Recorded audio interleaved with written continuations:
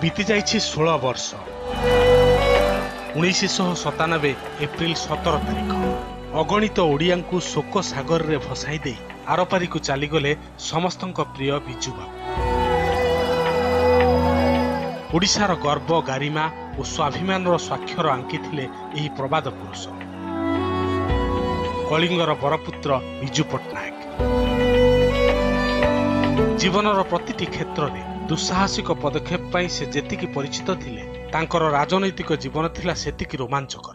जड़े निर्भीक पायलट भाव में बिजुबाबू थिले बेस जनाशुना। 1947 इंडोनेशिया मुक्ति संग्राम बेले सेठाकर प्रधानमंत्री सुल्तान सहरीन को डच मानक कबलरू विमान माध्यम उद्धार करी आनिथिले बिजू। एथिपाई तांकु मिलिथिला इंडोनेशियार भूमिपुत्र उपाधि। पायलट शिक्षा ठारू स्वाधीनता संग्राम पुणी केंद्र मंत्री आ ओडिशार मुख्यमंत्री सबु क्षेत्र में बिजुबाबू थिले निर्भीक एवं प्रगतिर वार्ता बह। केवल ओडिशा कहीं जातीय राजनीति रे भी बिजुबाबूंकर थिला स्वतंत्र स्थान। सेइथिपाई तो एही महान जननायकंक शेष दर्शन पाई सेदिन स्वर्गद्वार को आसीथिले अटल बिहारी वाजपेयी, लालकृष्ण आडवाणी, एचडी देवेगौड़ा, चंद्रशेखर, लालू प्रसाद यादव एवं रामविलास पासवान परी जातीय स्तर बड़ बड़ नेता।